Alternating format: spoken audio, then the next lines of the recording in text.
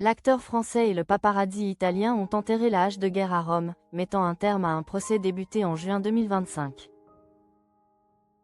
L'acteur français Gérard Depardieu, accusé d'agression physique contre le roi des paparazzis italiens, a fait la paix avec ce dernier lundi à Rome, mettant un terme à un procès qui avait débuté en juin 2025, a constaté l'AFP.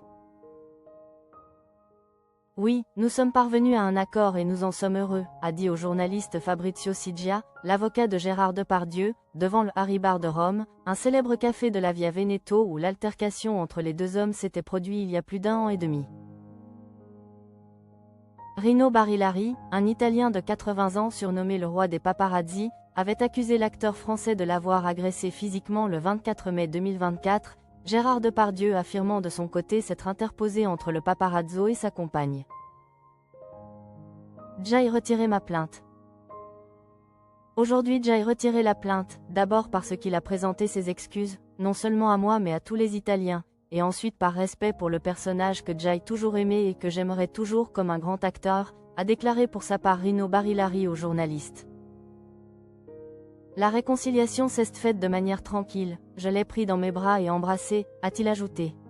Interrogé sur son rapport avec le photographe, Gérard Depardieu a affirmé n'avoir pas du tout eu de mauvais rapport avec lui. Rino Barilari, qui a commencé sa carrière très jeune, a connu l'âge d'or de la Dolce Vita à Rome, où il a photographié des célébrités comme Liz Taylor, Ingrid Bergman, Brigitte Bardot, Sophia Loren, Gina Lollobrigida et Marcello Mastroianni.